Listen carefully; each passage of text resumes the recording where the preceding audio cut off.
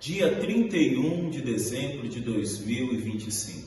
Meus irmãos, chegamos mais um final de ano. Mas o que será que muda nessa data? Que quando chega meia-noite, parece que o fôlego é redobrado. Será que muda apenas a data, o mês, o ano? Eu creio que a palavra do Senhor pode nos dar uma direção de como termos um ano verdadeiramente novo. Quer saber? Vem comigo. Graça e paz, meus irmãos, que alegria! Dia 31 de dezembro, chegamos no último dia de 2025. E assim, como eu disse na introdução, fica a pergunta: será que já podemos desejar um feliz ano novo? Aliás, quais os passos que nós precisamos adotar para que 2026 verdadeiramente possa ser um ano novo? Eu digo isso porque no final de 2024, talvez você carregou de expectativas de fazer o decorrer do ano de 2025 coisas novas, o ano da virada, o ano que talvez você iria tirar do papel aquele plano, aquele projeto, e que você pensou e planejou que tudo seria diferente. Agora chegou o momento de fazer aí um balanço. Você conseguiu realizar todas as metas, objetivos? E antes que você ache que esse vídeo tem o objetivo de ser talvez algo de autoajuda, coach, esse não é meu objetivo. Eu preparei 3 pontos, conforme a palavra do Senhor, o Evangelho, que pode nos nortear para que o ano de 2026 verdadeiramente seja um ano de novidade. E o primeiro ponto é arrepender-se para recomeçar. Irmãos, eu conheço muitas pessoas que dizem assim para mim: pastor, eu não me arrependo de nada do que eu fiz. Eu não falo nada, mas dentro de mim vem meio que um pensamento: coitada dessa pessoa. Se você tem esse pensamento, eu não me arrependo de nada que eu fiz, olha, isso é preocupante. Porque o arrependimento vem depois de uma reflexão. E dura coisa é quando nós não fazemos reflexões acerca da nossa vida. No Novo Testamento, arrependimento não é ponto final. Eu vou mostrar para vocês através da palavra do Senhor. Atos dos Apóstolos, capítulo 3, versículo 19, diz assim: arrependei-vos, pois, e convertei-vos, para que sejam apagados os vossos pecados e venham tempos de refrigério da parte do Senhor. Veja que nesse versículo de Atos dos Apóstolos, arrependimento e conversão estão harmonizados no mesmo versículo. Um depende do outro. Não tem como nós nos converter se o nosso coração não iniciou o primeiro processo. Qual processo, pastor? O processo do arrependimento. Então, o primeiro passo para que 2026 seja um ano verdadeiramente de coisas novas nós vamos precisar nos arrepender, nos converter. E aí, como que nós vamos nos arrepender, talvez, de decisões que no ano de 2025 não foram assertivas, ou talvez decisões que não estavam em consonância, em harmonia com a palavra do Senhor? Você vai precisar fazer uma reflexão. Então, antes de fazer essa lista, esses planos, e nós vamos falar daqui a pouco de planos, primeiro vamos fazer um balancete. Vamos ver se algo de 2025 nós não precisamos nos arrepender e converter. E não esqueça, conversão é mudança de rota. Nós acabamos de celebrar o Natal e um dos personagens da noite de Natal ali, descrito em Lucas, em Mateus, que me chama muita atenção, são os magos do Oriente. No determinado momento, diz a palavra que depois que eles encontram Maria, José e o menino envolto em panos de uma manjedoura, eles abrem os seus cofres, e ali os irmãos conhecem, eles ofertam ouro, incenso e mirra. E vai dizer a palavra que os magos voltam por outro caminho. O combinado por Herodes era que eles voltassem para o palácio e dessem ali a direção, o local geográfico aonde Jesus estava, porque Herodes queria matar o menino. E ali nós vemos o que verdadeiramente é conversão, é mudança de rota. Da mesma forma Maria, da mesma forma José, da mesma forma Zaqueu, da mesma forma Pedro, Mateus, todos aqueles que se encontram com Jesus vão precisar mudar de rota. Então, irmão, arrependimento não é o fim da história, mas é o início de um recomeço. Arrependimento é olhar para trás com perspectiva do futuro.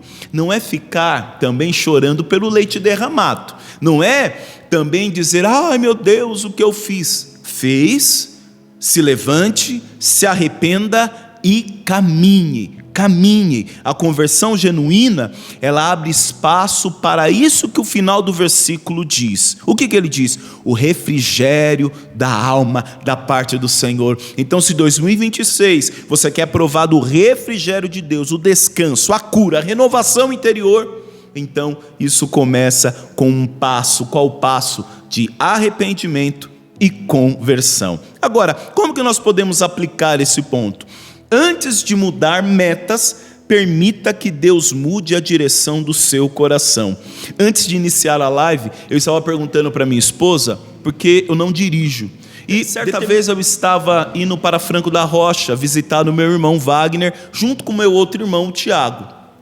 E o Tiago estava contando que ele teve um veículo que, conforme ele estava dirigindo, do nada o veículo jogava ele para a direita ou para a esquerda. E aí ele brincando comigo, ele disse assim que o carro falava, ó, se eu quisesse, né? E aí ele falava, Vinícius, você tinha que ver, o volante estava reto, mas o carro me jogava para lados a qual eu não queria. E ali naquele momento Deus ministrou no meu coração e eu comecei a conversar com ele sobre a palavra e eu disse, às vezes nós achamos que o nosso carro, o nosso veículo, a nossa condução está indo numa linha reta, mas tem algo oculto, no caso, o motor, aquilo que precisava passar por um balanceamento, acho que esse é o nome, e alinhamento, olha, muito próprio, alinhamento, aquilo estava oculto. Quem viu o carro, maravilhoso. Quem viu o volante, lindo. O condutor, tudo perfeito. Mas tinha algo lá no interior que precisava de alinhamento. E às vezes a nossa vida é assim. Então, antes de mudar metas, permita que Deus mude a direção do seu coração. Não esqueça, as decisões que nós vamos tomar em 2026, elas partem do nosso coração. Então, o recomeço espiritual precede qualquer mudança prática. Vamos para o segundo ponto? Vem comigo. Submeter os planos ao Senhor.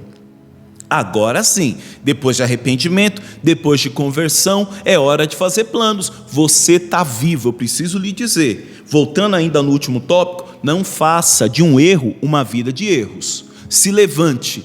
Cristo está aqui com a sua misericórdia, com a sua graça, para nos dar novamente uma oportunidade. Graça é favor e merecido, oportunidade. Então, planeje sim. Planeje, e daqui a pouco eu vou propor para vocês um exercício para nós encerrarmos o ano de 2025 e iniciar o 2026 com foco, com propósito. Então, estamos vivos, então vamos sonhar, vamos planejar e, sobretudo, vamos tirar, sim, os planos do papel. Eu vejo pessoas dizendo, eu não fiz, pastor. Mas tudo bem, Deus quis assim. Será mesmo que Deus quis assim? Ou será que você foi preguiçoso, negligente? Porque jogar em Deus a responsabilidade do seu fracasso, meu irmão, é muita, mas é muita incoerência. Eu diria até que é muita injustiça. Provérbios 16, versículo 9, olha o que nos diz: o coração do homem planeja o seu caminho, mas o Senhor lhe dirige os passos. Irmãos, é importante sim fazer planos, mas não esquecer que a força, a dependência, a constância virá do Senhor. Cabe a nós planejar. Cabe a nós, sim, fazer cálculos. A palavra do Senhor diz que aquele que quer entrar para a obra do Senhor precisa fazer planos, precisa calcular, mas, sobretudo, submeter esses planos, esses projetos ao Senhor. É convidar o Senhor para participar dos seus planos, para participar da obra que você tem no seu coração. E também entender que caso o plano não saia conforme você almeja, a culpa não é do Senhor. O não realizar, nós não podemos colocar tudo, na conta do Senhor. É necessário trabalhar, planejar. Não esqueça, se nós queremos um 2026 diferente, nós vamos precisar tomar atitudes diferentes. O coração do homem planeja. O que cabe a nós é planejar, mas o Senhor lhe dirige os passos. Não esqueça, Ele tem o melhor para nós. Então convide o Senhor para os seus planos, convide o Senhor para os seus processos, convide o Senhor para aquelas coisas que também lhe causam medo. No Novo Testamento, planejar sem considerar a vontade de Deus é um sinal de soberba, é um sinal de vaidade, de altivez. Achar que a força do braço nos mantém. Meu irmão, nós chegamos no dia 31 de dezembro de 2025 e não foi apenas pela nossa força, não foi apenas pela nossa vontade, porque pense aí, quantas coisas você queria ter abandonado nesse ano, mas você está aqui. Então louve e agradeça ao Senhor. Agora, de que forma nós podemos aplicar esse passo? Coloque seus projetos diante de Deus em oração e esteja disposto a rever rotas. Vai ter momentos que vai ser necessário rever rotas, vai ser necessário mudar a estratégia. Mais uma vez, ore a Deus. Que o ano de 2026 não seja um ano que você não fale com seu pai. Ore ao Senhor, o Senhor quer participar dos teus projetos. Às vezes o maior milagre do ano não será alcançar algo, mas aprender a depender. Não alcançou em 2025? Por que será? Mistério do Senhor, Alguém aí falhou, e eu acho que não foi Deus. Então pense, Talvez é Deus querendo te ensinar também a viver a dependência. Vamos agora para o terceiro e último passo: viver diariamente em novidade de vida. Irmãos, e esse passo aqui é importantíssimo, porque evangelho é anúncio da boa nova. Nós somos convidados a transmitir essa boa notícia. Então, se você não tem a boa nova, você não vai conseguir transmiti-la. Eis que vos trago novas de alegria, que na cidade de Belém vos nasceu o Salvador. É isso, o evangelho é novidade. Então, se nós queremos um ano novo, nós vamos precisar caminhar em novidade de vida. Pessoas dizem, cantam, eu quero viver algo novo, mas está difícil desprender do velho, hein? E aí nós vamos precisar fazer uma escolha. Ou você abrir mão do velho e abraça o novo de Deus, mesmo que esse novo ainda você não saiba o que é. Aí a dependência, aí a confiança, ou então você vai continuar vendo o final de um filme sempre se repetindo. Então, 2 Coríntios, capítulo 5, versículo 17, olha o que nos diz: assim que, se alguém está em Cristo, nova criatura é. As coisas antigas já passaram, eis que se fizeram nova. Aqui é interessante, porque Paulo, para a igreja de Coríntio, ele não está falando de um calendário. Paulo aqui não está falando de uma data específica, mesmo porque eles não estavam sujeitos ao calendário gregoriano. Aqueles, creio eu, que estavam sujeitos ao calendário judaico. Por isso que eu fiz essa pergunta: o que será que muda? Irmãos, na verdade, não é o calendário que muda. O que precisa mudar em nós é o coração. E eu anotei aqui, não é o calendário que muda, é o coração. Um coração mudado produz mudanças. Um coração mudado produz mudanças. Aquele que está em Cristo ele é uma nova criatura. A palavra já diz, as coisas velhas se passaram. Então os velhos costumes precisam ter ido embora. Os velhos vícios precisam ter ido embora. O Novo Testamento ensina que o novo não está no tempo, no cronos. O cronos, o tempo que a gente luta para controlar. Em Cristo Jesus, qualquer dia nós podemos fazer o nosso réveillon. Olha que coisa linda! Porque Cristo sempre está nos dando uma nova chance, uma nova oportunidade, um novo recomeço e um novo nascimento. Então não é o calendário. Então em janeiro, se você estiver Cristo, você pode fazer tudo novo. Em fevereiro, em março, com Cristo todo dia nós podemos celebrar um ano novo, uma vida nova. A vida renovada não acontece num culto específico ou numa data simbólica, mas na permanência em Jesus, porque aqui ele está falando de uma ação. Assim, se alguém está em Cristo, nova criatura é. O ano só será novo se a vida estiver sendo constantemente transformada.